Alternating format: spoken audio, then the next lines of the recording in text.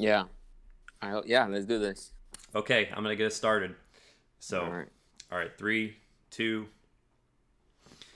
Hello, everyone. Welcome to the Man Talk podcast. I have a very special guest today. This is someone I used to work with over in UC Davis while we were both in undergrad for chemical engineering, and his name is Daniel, aka Snakebite, aka Daniel Chang.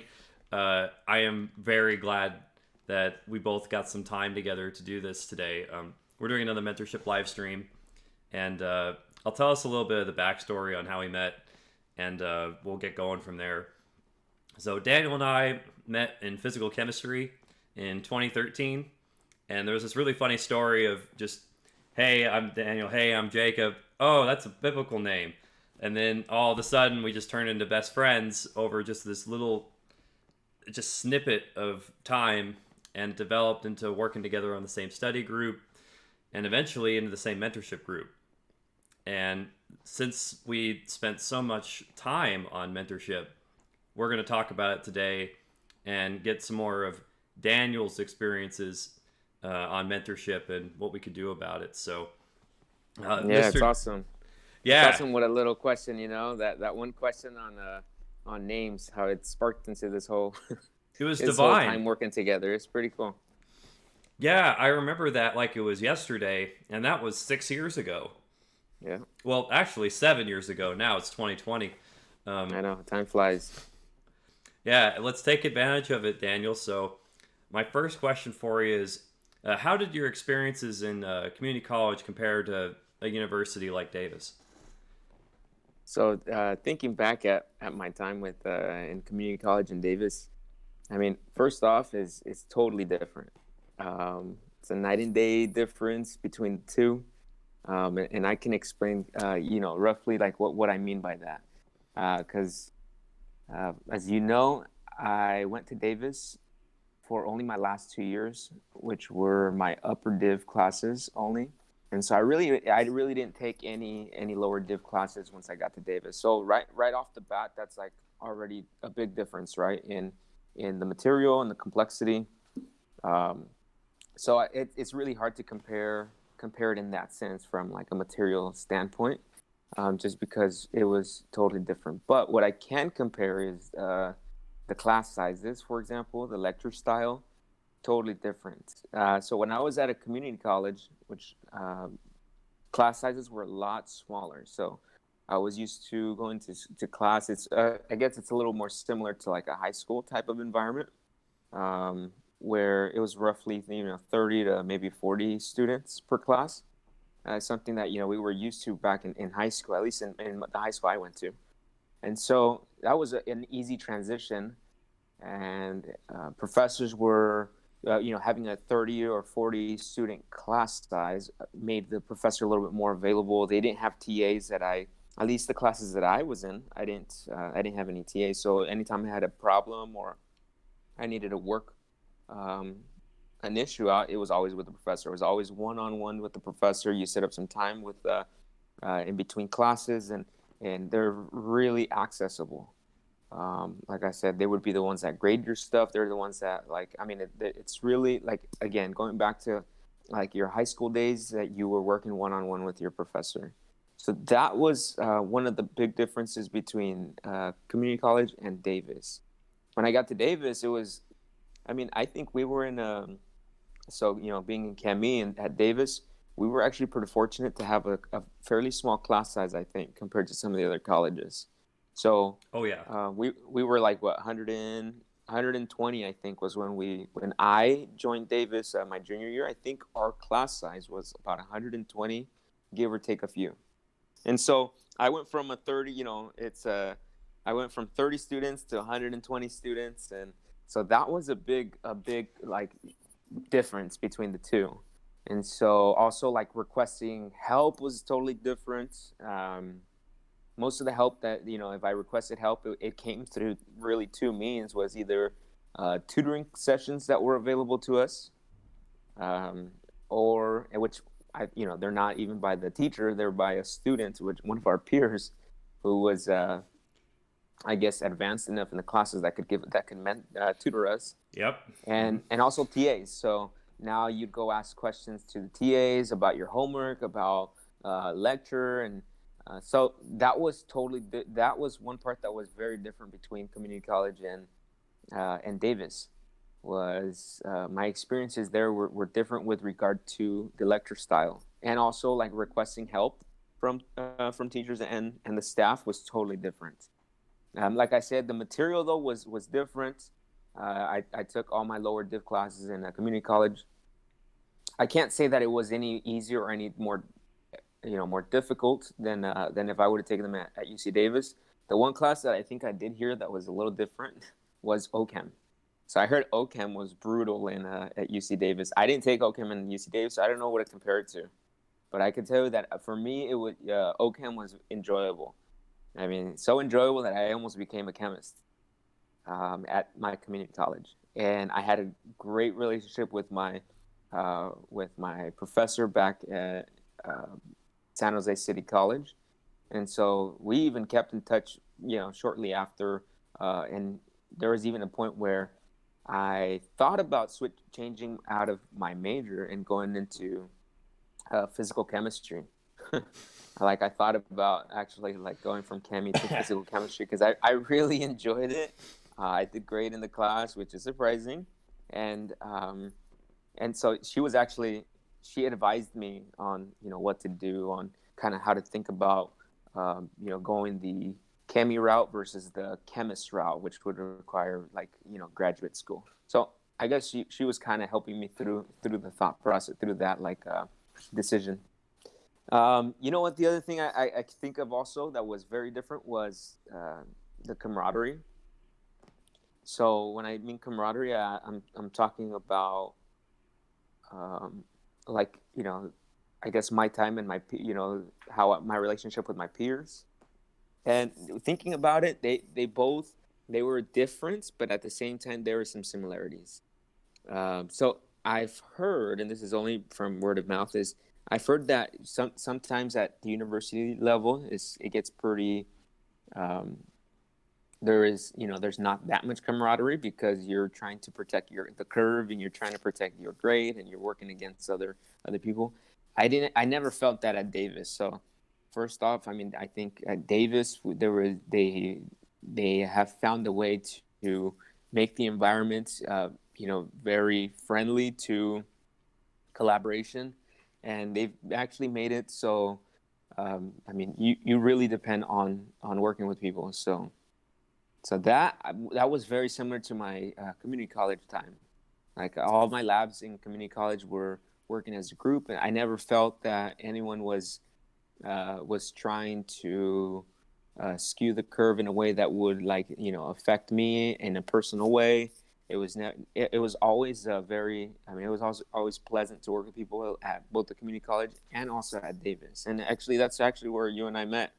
And so this type of camaraderie and even this type of friendships that I now have after school come from my time working with my peers at Davis.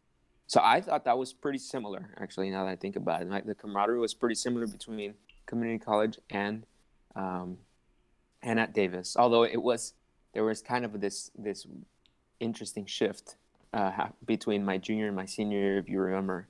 I think my junior year was a little bit more. I spent a little more time by myself. It was more individual. I was used to, I guess, a little bit more like the community college mindset where I was doing Right. things on my Yeah. own. And I was also, when I did started hanging out with people or like working with people, most of them were transferees just like me. And so we kind of had that one thing in common. So I think that's why like it was perfect. But by the second year, I think all that changed. Actually, maybe by the time we took PChem together, I sat next to you, I asked you your name. It's right around the time that it started to change, right? Like it started to become a little bit more a division between those that were going to go into industry and those that were going to go into like a graduate program. So that's kind of the differences and similarities between community college and UC Davis. I gotta tell you, the lecture size, you would be surprised if you did lower div because you're going from a 30-person chemistry class to a 500-person lecture hall. And Mm-hmm.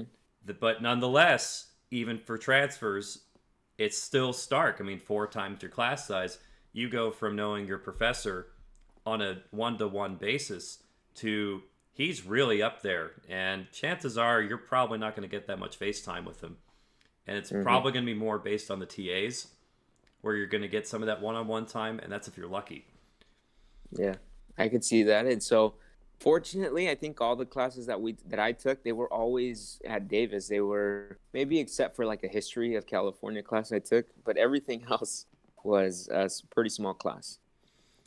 Yeah, and even the history 111 class that they had, that one was it's filling up the entire chemistry lecture hall.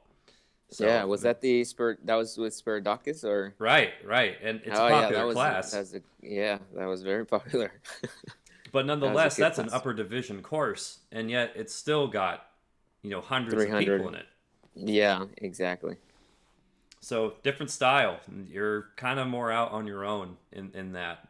So it's really important actually to get some camaraderie going on these classes so you can really bolt it down, because it really is more up to your fellow compatriots to get through the course than it is about, oh, I need to read this book and I need to talk to the professor about these things and go to office hours and do the extra credit, and then eventually I have everything I need to ace the exam. It didn't necessarily work on that level. It was more of a, you have way more opportunity to knock it out with your compatriots, and other than that, I mean, you could spend, and this is why I didn't read as much during junior year and senior year. You could spend hours reading and find nothing important. And I was extremely dissatisfied by that strategy by sophomore year, to the point where I read only if I had to find something that I knew would be important, which Hmm. was a radically different thing than high school. High school, you read exactly what your teacher told you. Exactly. But the rate at which they gave it to you in the quarter system, and also the vast amount of complexity with that reading compared to Hmm. the amount of homework that you need to get done, it was a choice of, do you want to learn the basics but don't do the problems, or do the problems first and then try and incorporate the highlights of the reading into the application, which the latter was a better idea because that was the thing that was going to get you ready for the exams. I think the only class I actually read the entire lect or everything that was assigned was PChem. So I took that PChem.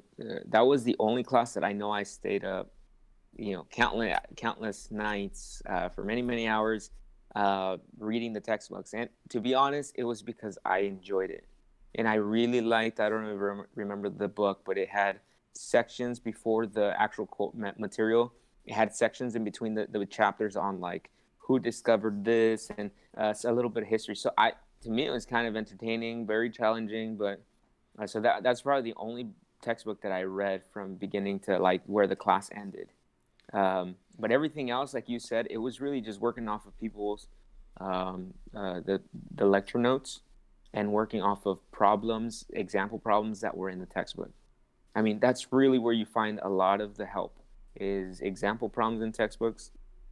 Um, and even with us, I don't know about you, but for me, I didn't do a lot of YouTube. Like I didn't do a lot of help on get a lot of help on YouTube. Um, interestingly enough, I just saw my brother go through an engineering, curriculum, and the amount of time that he was spending on YouTube is like 10 times more the amount of time I spent on YouTube.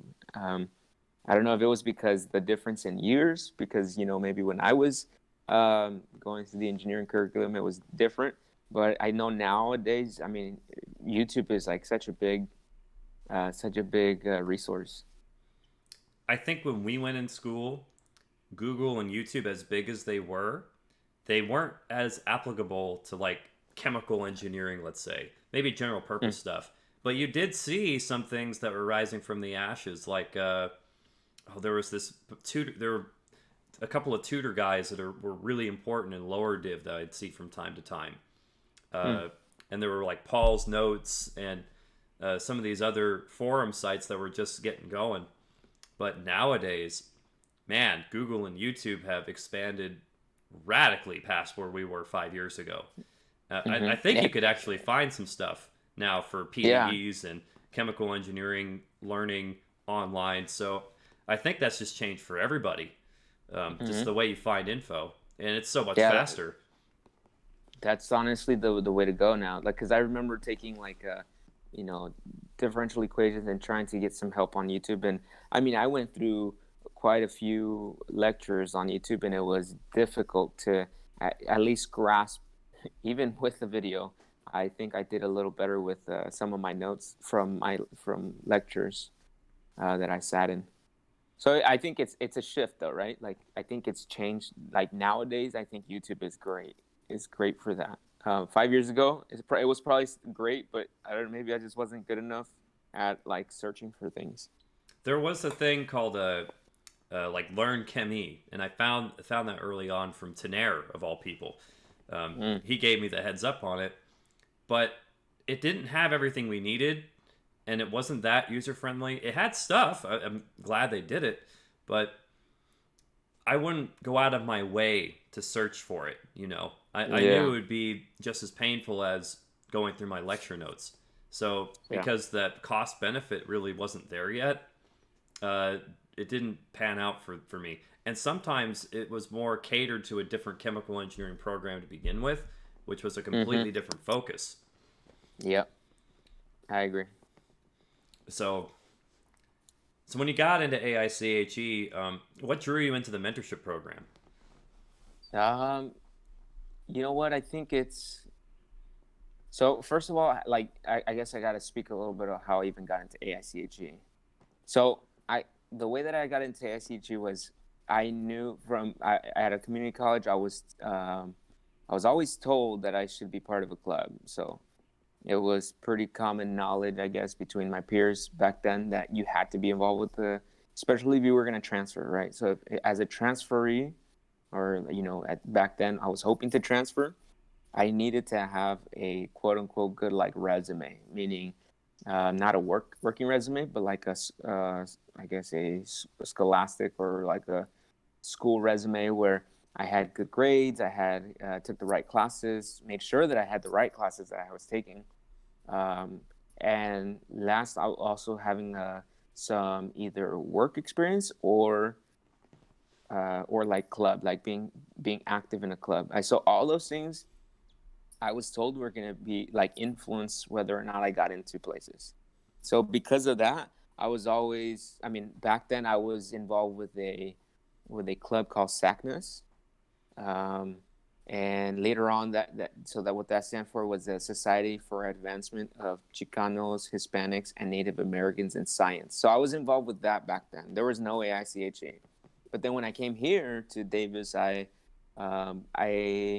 sought out. So from talking, I guess just from hearing from my peers again, is that AICHE was the Chemi club, so it kind of made sense. I mean, I didn't really go off searching for another club because Chemis had a club themselves, and so I went into Chemi, AICHE, sorry, because I heard everyone else was going into it, and so I thought I was already doing it back in my community college time. So now, when I was at UC Davis, I thought, what better way for me to get exposed to like industry? What better way to find a network? What better way to stay in touch with, what comes after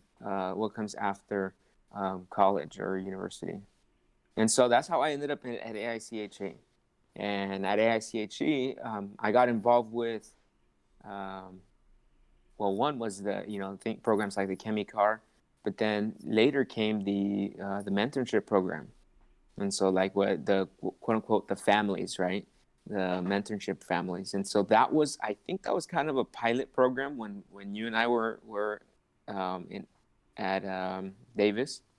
Senior year, they tried something new where they said we want two mentors to four to I think like around four mentees. And before it was one mentor to maybe one or two mentees, and they're Right. always short, so it would be probably more like two. But the way they did it didn't really have a structure. It was just connect with an upperclassman with if you're a lower classman, and Yeah. it's all up to you after that. This time it Hmm. was there was more a quarterly structure of how it was supposed to happen, but nonetheless they gave you an immense amount of freedom to work with it. So Hmm. it was still brand new, as far as we're concerned. Yeah. And so I mean, there was always people that along the way that kind of helped me out, oriented me in the yeah, as I was going through school, and so I thought it was the right place for me to get involved. I knew that I would both grow from it, so I'm gonna benefit from it anyways, for mentoring. But I also knew that I could hopefully give someone a little bit of time and encouragement. So we all need encouragement at one time or another, whether it's from our family, from friends, from you know wherever we find encouragement. Spiritual things like religion could also give us uh, that encouragement, relationship with God and our friends. So like all of these things are ways that we can find encouragement. And for me, I thought I could encourage someone the way that other people have been encouraging me. And so that's one of the reasons why I went into this mentoring program with AIChE. For me, it was I was so sick and tired of seeing people get either cast away or they get turned off by AICHE. And for once, it was, what if we turn it on its head and I could be a mentor that I never had to Mm-hmm. them. And much to our surprise, things started to change because we Mm-hmm. actually aimed at it, and there must have been something going right too from the mentee side, because it was definitely going full force by the end of fall quarter 2013. Uh, Mm-hmm. so the one story I wanted to remember was, do you recall the pool scene where your family and my family met up for billiards in the MU? Yeah. Yeah. So I think by then I'll be honest, uh, mentoring someone while you're in school is pretty tough.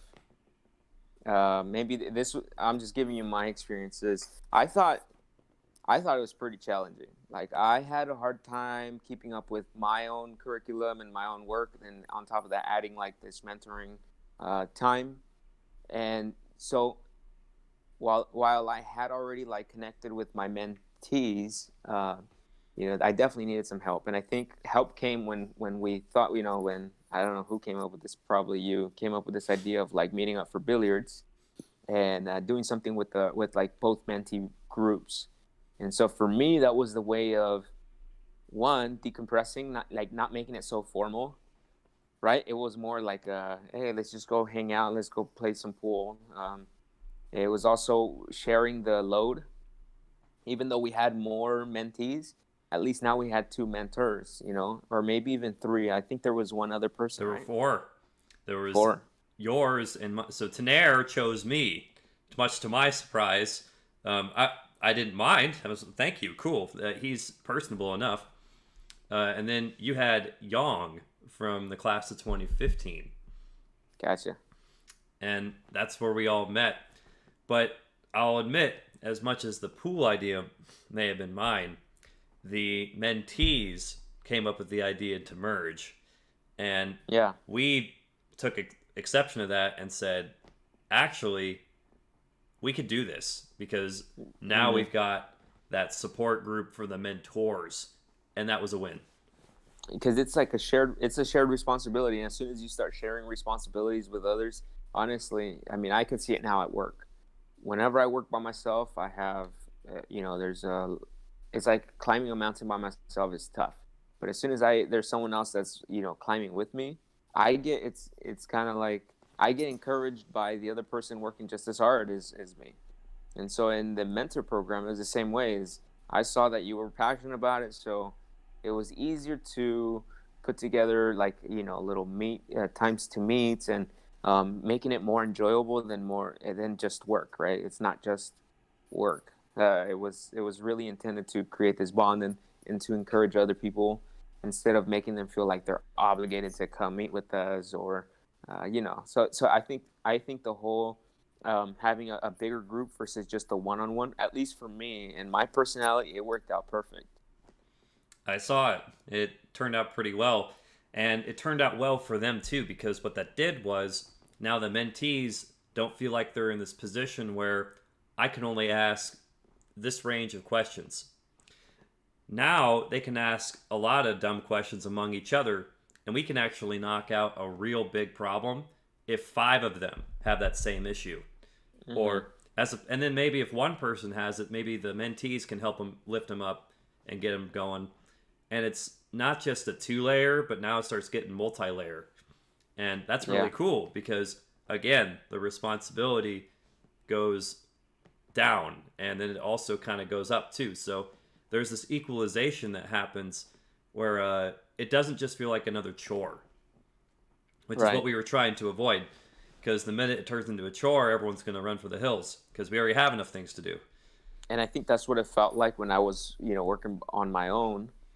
And then as soon as we did this like join up, then that whole responsibility thing, like, the obligation kind of fell off, and it became more of you started to feel a little more of that camaraderie, more of that like home type environment, or like a friendly environment.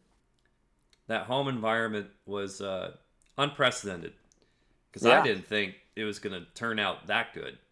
Yeah, It me either. For me, I was at least saying, okay, let's at least give them an environment to cultivate the character that they're going to need and the uh, workflow that they may be struggling with, and just kind of get them on the right path. But what ended up happening is when you do that to people, it gets them so excited they want to get more people in. So Yeah. Yeah. the next quarter, things started to change again. With Hmm. just one quarter, do you remember what happened in winter quarter 2014? Remind me, are you talking like when more people started joining our mentor, and then they became mentor families? And I think what had happened, correct me if I'm wrong, there was we were supposed to actually switch, and I might be wrong on this, but I thought we were supposed to actually switch mentees. Like a mentee was supposed to be with a mentee for a quarter, and then the next quarter I think they were supposed to switch or something like that. Oh, that was the industry mentorship program, Oh, that which was a we're going different to pro. get to Okay. that. We're going to get to that. Okay. That'll be at the All right. tail end because when Because I remember that as well, but I guess that was later on. It's all blending together. But anyways, that one's a totally different story, which we will yeah. get to though, because that's an important Okay. one. Because you and me both did it, and we both had some things to say about it. So we're going to give some time there. But when everyone was joining in winter quarter, they heard of this family that got bigger, and they heard of the Yeah. help that they were getting. And all of a sudden, I've got Daniel K coming up to me saying, hey, I want to get Brian in the family. Can we get him? Can we get this person in the family? Can we get this person in the family? And before we knew it, I mean, I'm glad people were able to come together, not because I was pulling them, but because they had their own motivation. Um, Gotcha. and I'll clarify that in the timestamp because I'll find it again and that's what he was saying. So Gotcha. Yeah. Yeah. So there was some like suction, and there was some like camaraderie between them, because it's not really about us, right? It was also a network for them, so they could find other people with the same struggles, and that, I think that's what it opened up the opportunity to not have a one-on-one with us, but actually for them to kind of find other people within their same classes that were in the trenches with them, with each other. They were right, all in the same trench. and they really were on the same side for once, which a lot Yeah. of times they're not. I'm kind of just here because I have to be, or I'm gonna try and Yeah. get something. And or they could think that maybe they're, like I said, when it comes to like curving, like curves in classes, and the way grades are assigned, I mean, you could almost feel like you're working against everyone else. And when you have things like these mentor programs, or like this mentor program, that kind of went away. I mean, because you have more of a friendship than just a, you just see someone in class. So it helps break that barrier.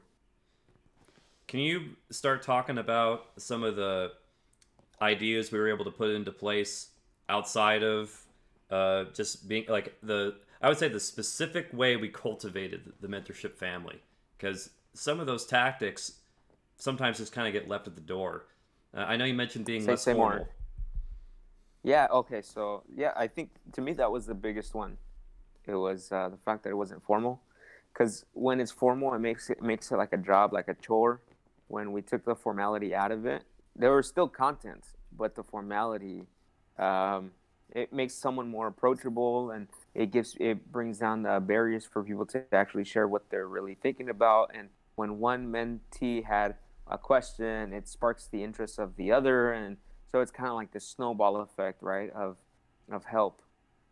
Um, that the other thing was frequency. I think it's frequency of the amount of times that we came together. When I was doing it by myself, it was less often. But when it was a group, it became more often that we like met. And then you randomly, you see when you're involved with more people, you see them more often throughout the school. And so it wasn't as formal. It was a lot more frequent that we met and that we talked. So I think that also helped a lot. Um, Yeah, the frequency was something we brought into chemicar for the safety team, because I mhm. noticed early on that year they didn't have their chassis ready until spring quarter when we asked them to get it done in winter. And that was really frustrating because when they knee jerked it in spring and found out their chassis wouldn't work, we had to jury rig something together really fast. And that does Yeah. not spur teamwork. That sometimes it does, but in this case, it's more of just get it done as fast as humanly possible and forget everything else. I wanted to have a team that was ready for more than that, and it was cool because the safety team, Are we breaking up here? at least as far as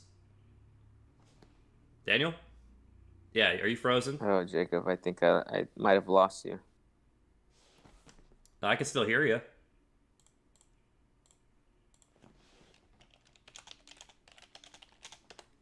There you are.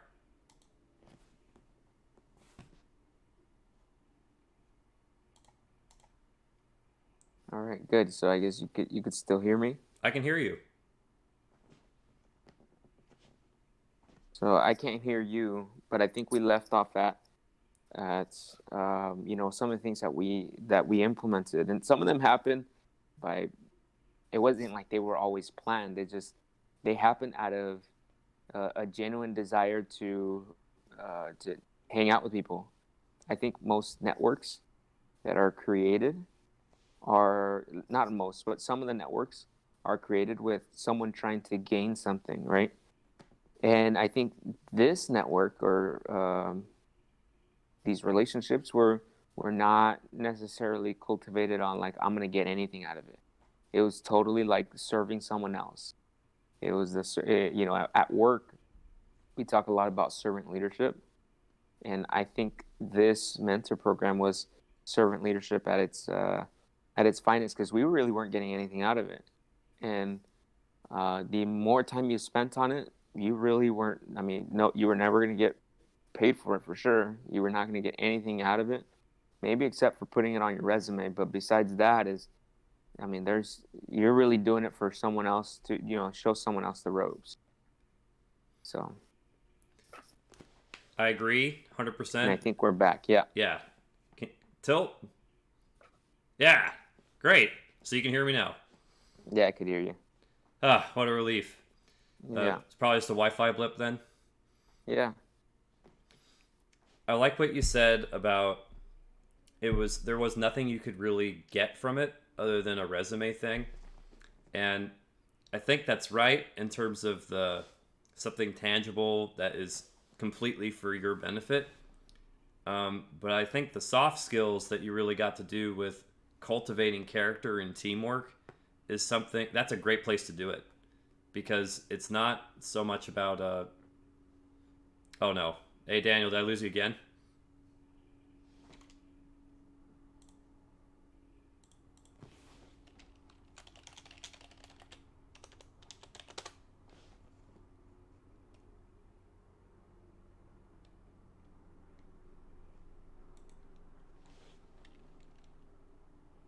Oh good, good.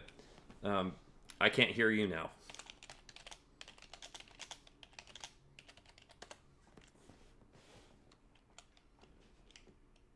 Let me give you a call right back and see what happens.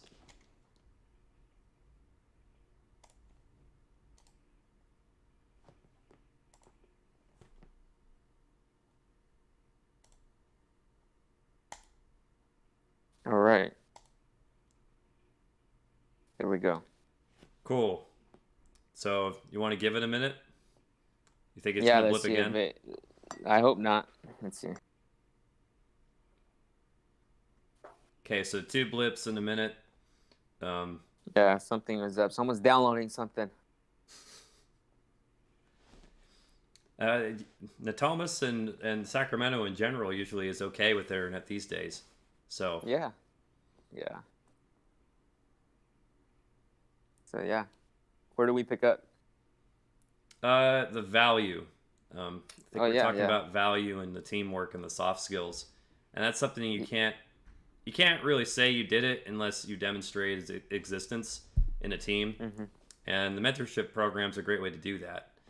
Um, And I'll be honest with you, I didn't go into it thinking I was gonna get anything out of it. Like personally, right? Like I wasn't going in there trying to get anything tangible out of it. I didn't even think about like using it in my resume. It wasn't until later on that I had to put a resume together or update my resume that I realized that that's actually something you could put on your resume.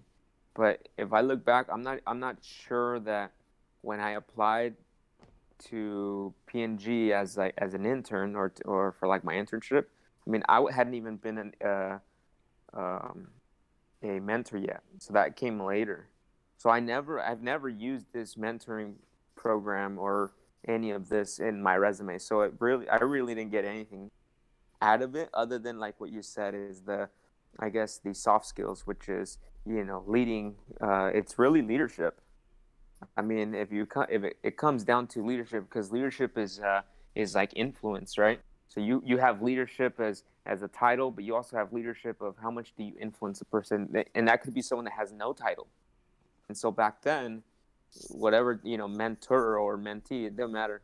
But as a mentor, I guess we had that ability to lead a small group. But and, I've never used it for a resume or anything. So I mean, I guess I got the experience out of it, which is awesome.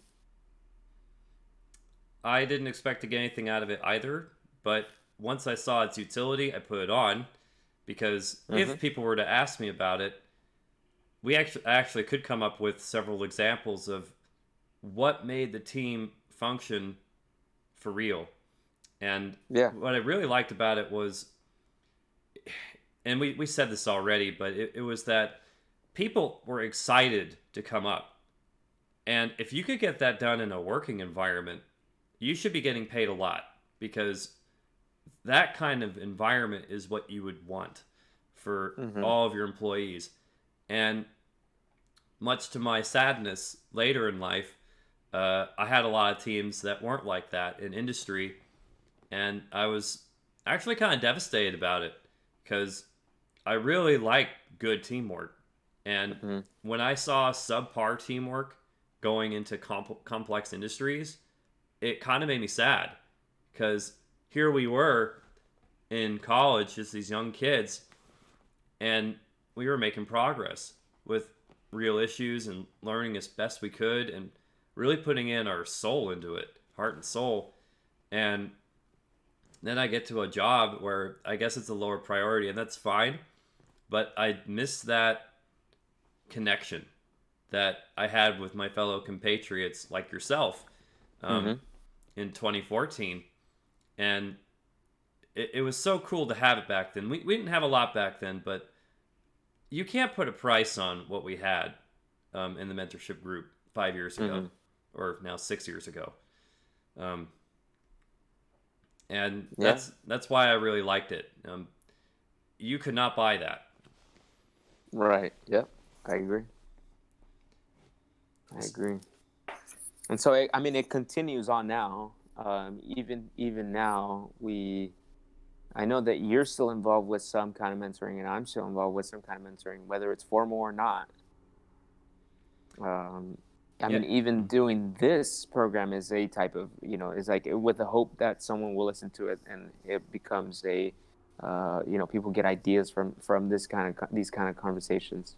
So that was another Um, idea I had for AIChE. I started talking to their president and their officer board. Turns out there is a market for this. So I let them know I've got a podcast I do content for Mentorship, Mm. and it just so happens a lot of our network is chemical engineering staff. Well, that's great because you got all these alumni that could show up on one channel from their school, Mm-hmm. and now they can hear from the horse's mouth right there all the kinds of things we ran into. And Yeah, I should have worn my UC Davis jacket. Let I them, think yeah, mine's so that they feel, so that it's you could see that, yeah, we're all here for you guys, for everyone that's gonna be listening. yeah, and we are. That was the thing I wanted to get across too was there's this real sense that people are rooting for them, and that stirs and inspires them to master their craft while they're in school. And Mm-hmm. you don't always get to do that afterward. And if there's any a chance though that you want to do it, college is the time because that's when the egos aside, you really can just dive into it and Yeah. create some good teams. And I saw that. I saw a couple people come up and talk to me after they heard about some of the mentorship stuff from. I brought it up in Davis a couple months ago, and they were so excited that they had somebody else of those alumni that was talking the same thing that they were doing, Mm-hmm. and they loved it. And I'll keep doing this as long as I've got uh, some content to produce that's not just repeating over and over and over again. But Mm-hmm. um, yeah, Yes. that's what it's for. So pretty unique, I guess, for me would be, how my transition from community college into uh, four-year university, and then into the work environment. Because that's really, like, I mean, it may be different than some of the other people that have been on the podcast. Is that, like, transition from community college to four-year to work. And I think it is important because not everyone's coming in as an 18-year-old like myself, going straight into school. Most of our friends and compatriots that we went through the university with in Upper Div, actually not most, but I'd say the vast majority of our group were transfer students. Yeah, bar group. Yep, exactly. That's true. Most of them were actually, like, most of our group was in my same boat, and I was actually probably the youngest of the transferees. You were, and I was just the Yeah, youngest one in general, which yeah. I thought was really funny. Um, but it was so useful. The reason why I actually joined up with your team so much, um, it was great to have people that were genuine, that had some life experience, and they weren't straight in from lower division, so they weren't salty about it or they weren't too high and mighty because they made it through or whatever. You guys didn't have any of that. It was a clean slate, and Hmm. that made it really easy to just cultivate a little bit of friendship here or there. And before we knew it, we had a serious network, which we still talk to today. Like Yeah. Sean, for example, I just talked to him just yesterday. Hmm. That's And, good. That's awesome. and it's not the same level of intensity because of proximity, but there is that call of the past that we knew who we were back then, and it still can translate into something meaningful today, um, which is really cool. That's what I want in a colleague and friend. Um, Hmm. it makes the world seem a lot less scary, lonely, uh, dark, because you've got people that are in your corner. Yeah, exactly. You got people rooting for you.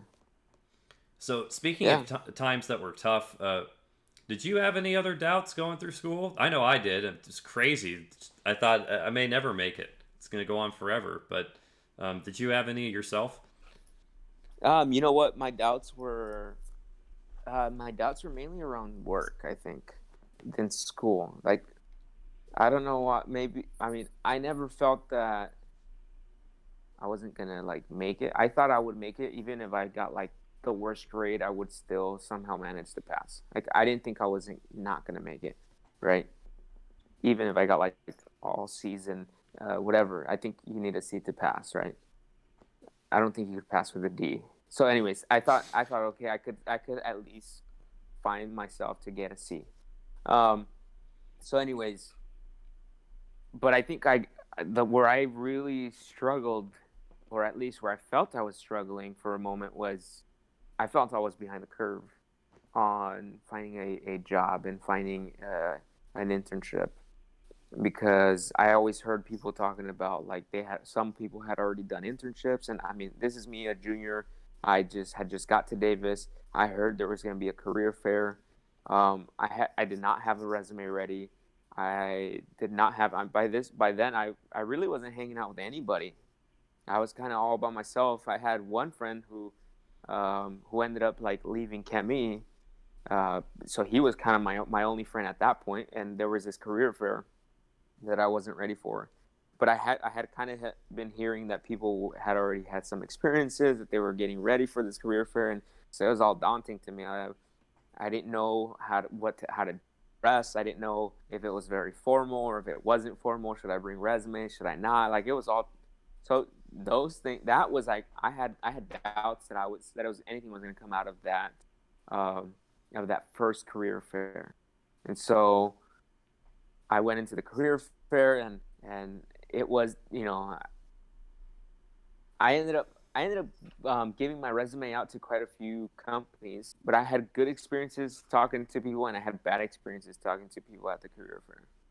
So, to not mention any names, but there's that one company that I thought they were actually rude, like, to me. I think they were rude to me, and I went up to them, gave them my resume, and the person was asking me about their company, and she was trying to see how much I knew about the company, and I didn't. I'm this college student who's, like, trying to put my best foot forward, and I guess maybe she got, like, frustrated with me, the fact that maybe I didn't know how to, or didn't know much about her company, and I really was just trying to introduce myself, and so she handed me off to, like, some other person, and she basically was like, "Oh, I don't have time for you. Go talk to this other person." And to me, that was like, now looking back at it, that was extremely rude. Because, and I speak from, now I go to the colleges and I recruit.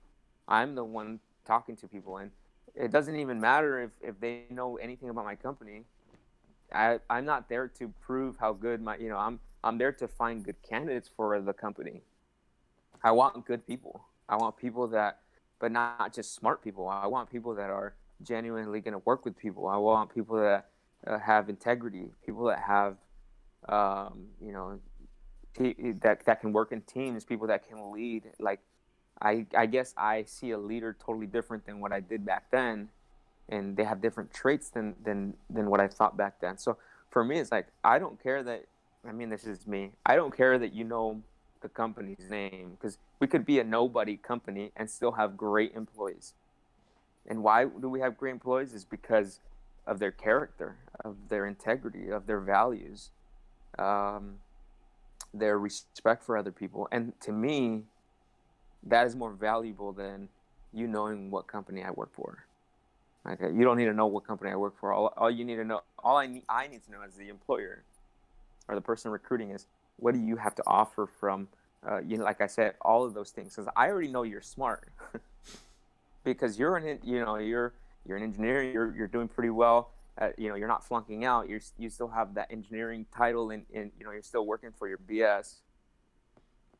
And that tells me already that, like, you're putting all the effort you can. So now I really want to know, how are you in, like, like, all these soft skills, your leadership, your character.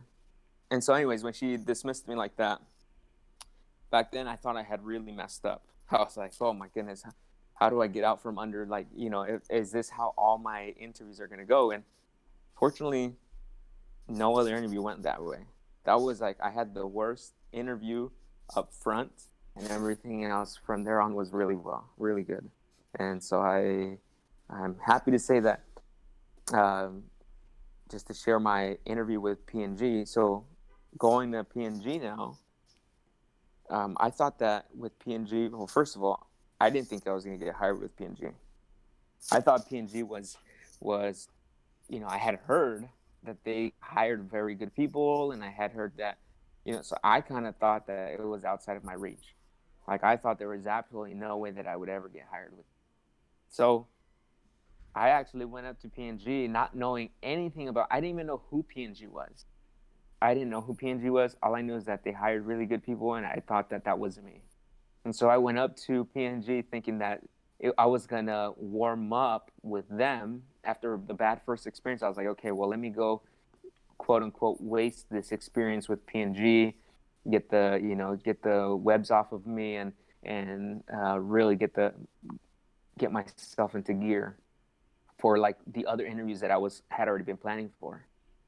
Well, interestingly enough, the first question I get asked is, "Do I know anything about P&G?"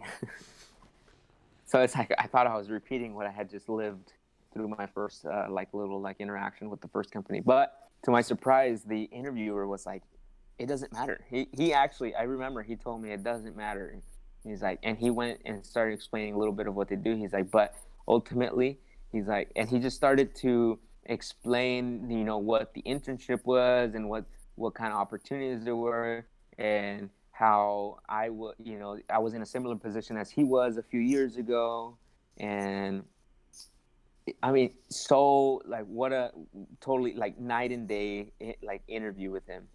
I mean, to the point that as I was talking about my experiences and talking about my resume and talking about that, he actually shared with me how if I was doing well or I wasn't doing well, and he began to rate me in front of me. Like he began to tell me, look, you're doing good here, here, here, and we really like what And so he actually started to show me his grading, like his rubric. And to me, I was like, the transparency that I found with him, and the uh, I mean, to me, that sold me on the company without ever knowing what the company did. And so, because of that interaction with that with that person, I was, I mean, I wanted to work for P&G, even though I had no clue what P&G did. And so that was, to me, that was awesome. That's powerful. And I hope that I nowadays, I hope that I do the same for other people who come by P&G. Like, I want to be honest with, I want to be transparent with people. I want to encourage people. So he was encouraging me to continue to interview.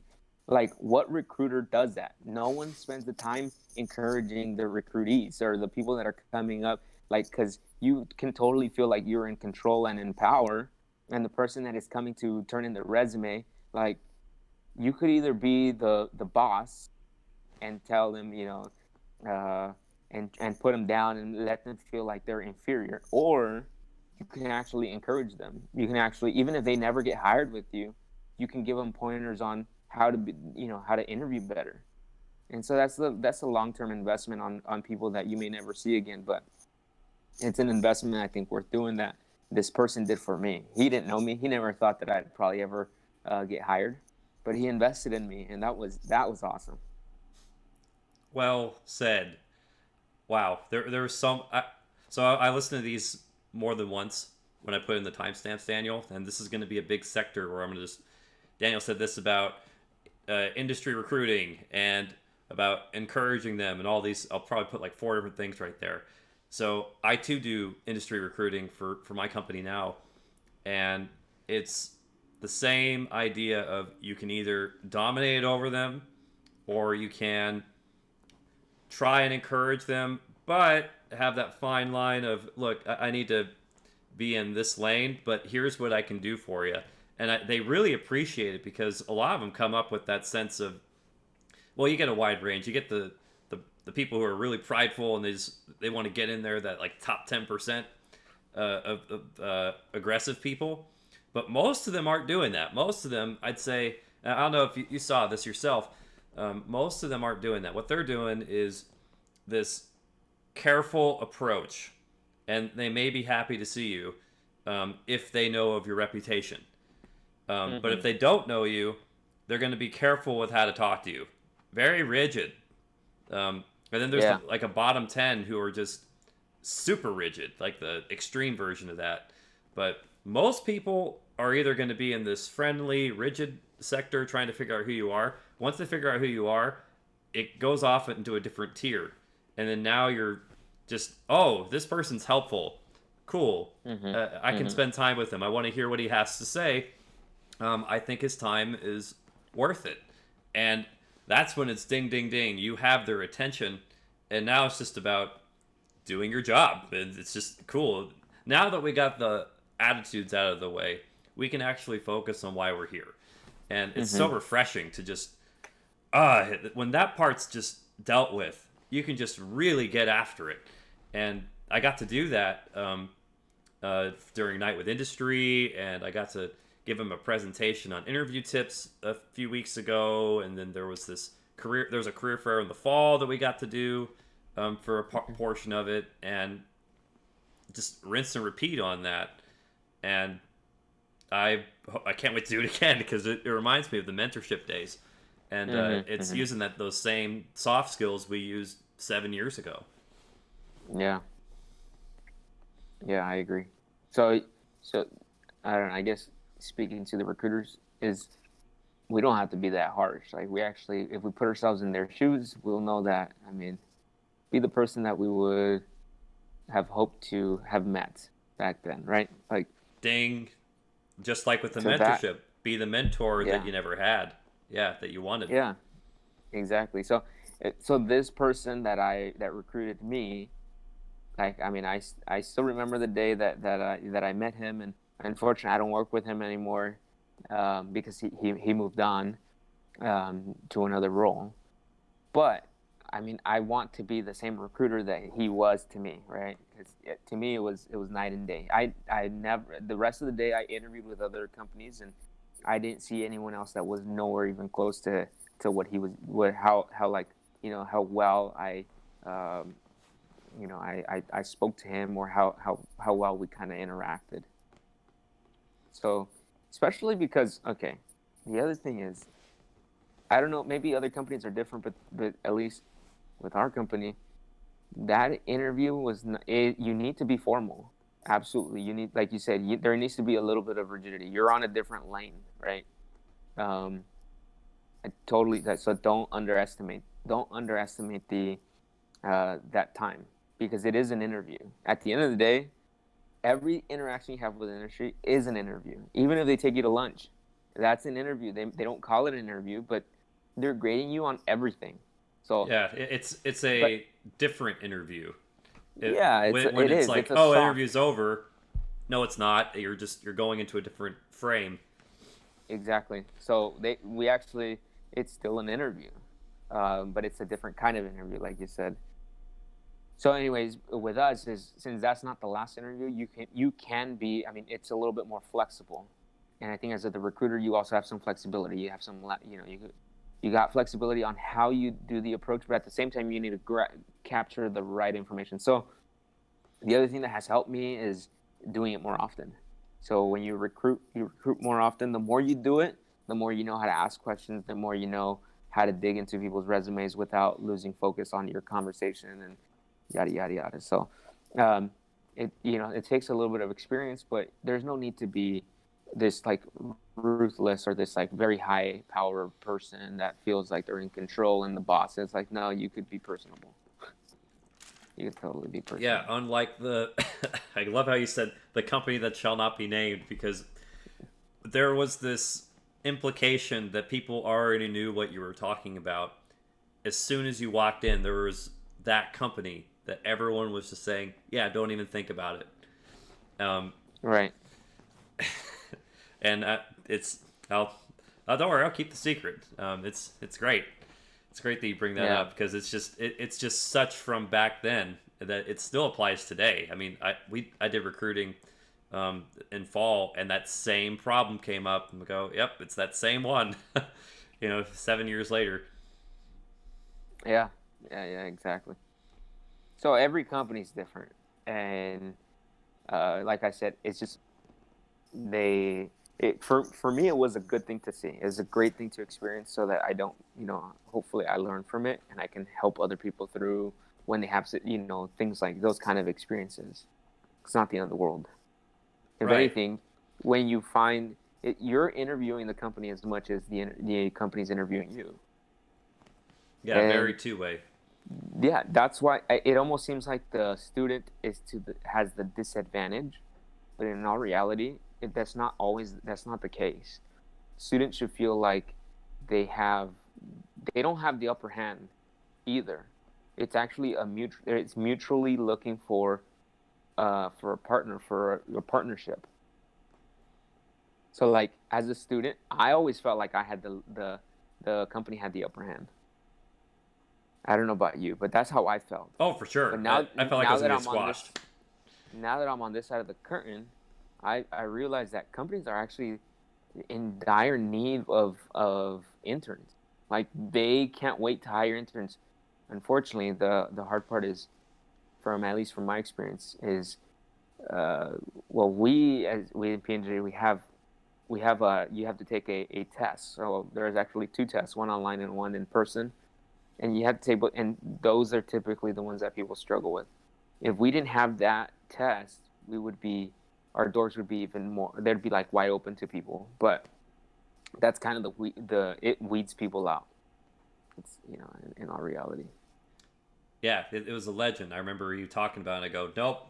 I'm glad you got it, but I think I'm gonna have to go for something more extreme, in a different direction. Uh, and speaking of different direction, so the industry mentorship program was something we got into in 2015, 2016, if I remember right. This was another experimental mentorship program that did not have the same effect that our old one did. And I don't know if we ever really got to talk about it, but I at least wanted to give a few minutes for it here. Mm-hmm. What was your impression of the industry mentorship program attempt? Um, you know what? It gets harder. It gets a lot harder. It has to be supported uh, by leadership in industry. I think that was. I mean, no one at work knew I had this. It was totally going to be on my own account. And by the time that I started working, I really would have had to split my time between my rest at home and my time at work, and then on top of that, having to do this mentor program.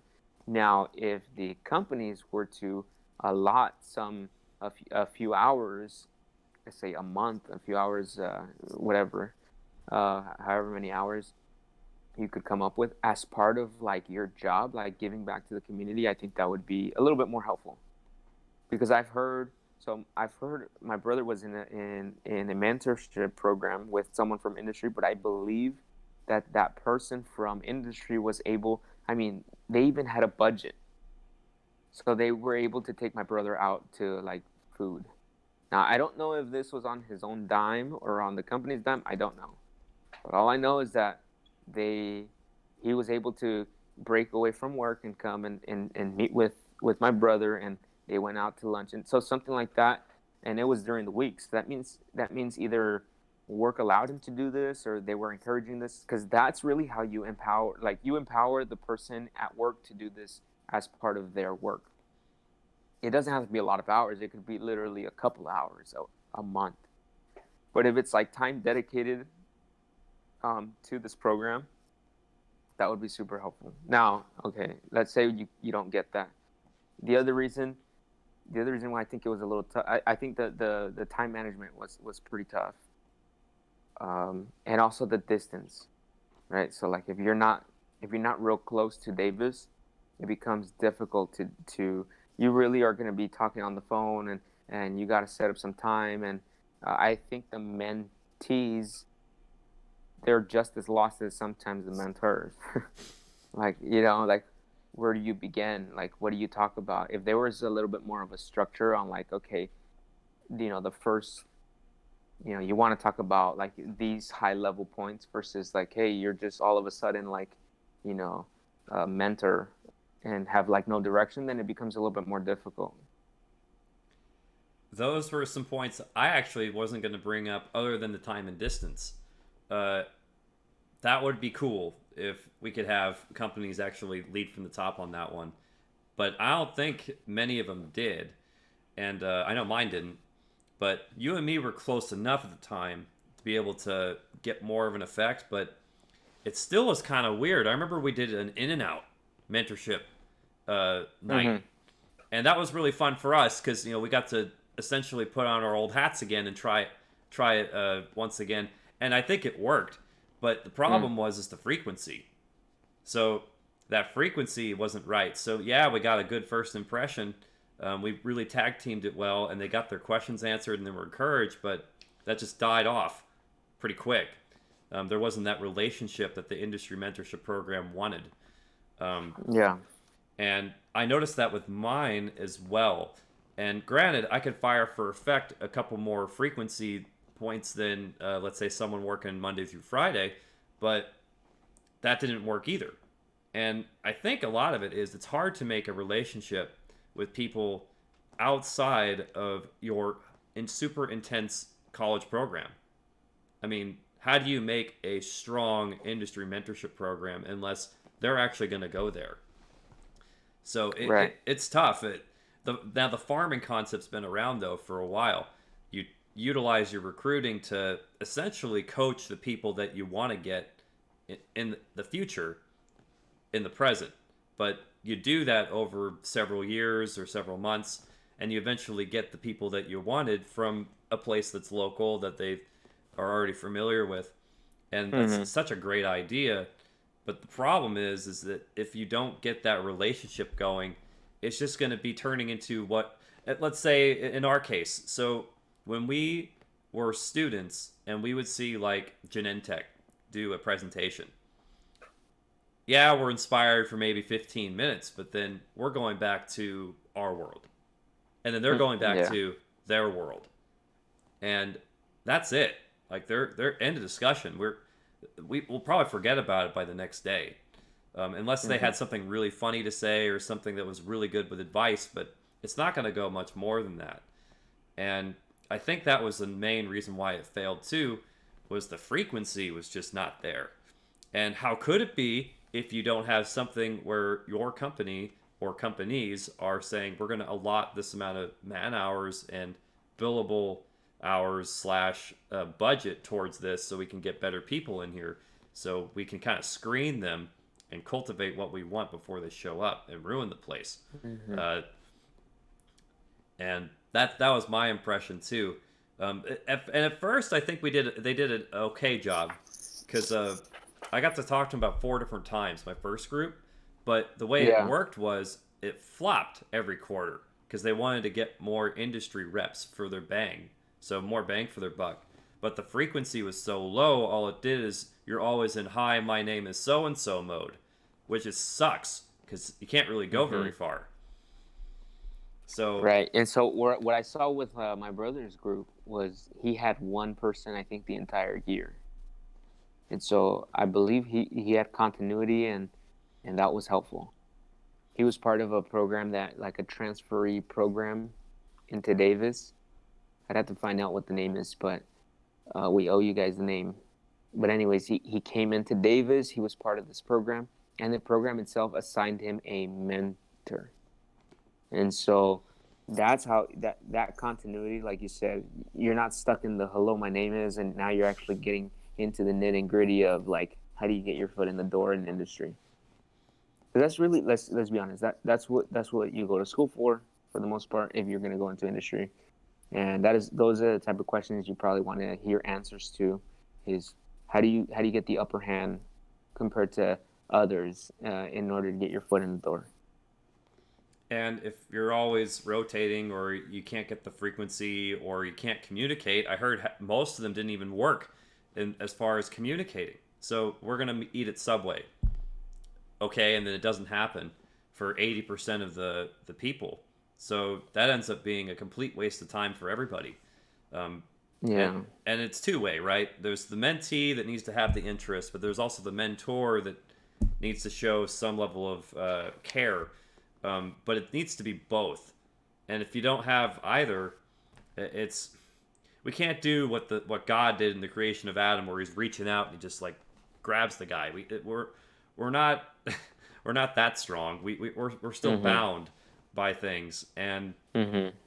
that makes it difficult. And I'm hoping, I don't know if they'll do this again. I don't know if my company will do it, but maybe they'll change their way of recruiting, and it might get more cultivation of it throughout the year. Let's say they get their interviews or interviewees, and yeah, cultivate them for a quarter or two, and then they go through their rounds, and then let's see what we get. Maybe we get a bunch of good ones. Maybe we actually help weed out the bad ones because they weren't part of the program. I don't know, but Mm-hmm. that would seems like something. I'm curious if it would work. Just from seeing mentorship go, it's possible, but it also depends on what work environment you'd be in. So I'll have to think about that some more later. Um, Mm-hmm. how do you think your life would be different without all of what we were able to work together with, Daniel?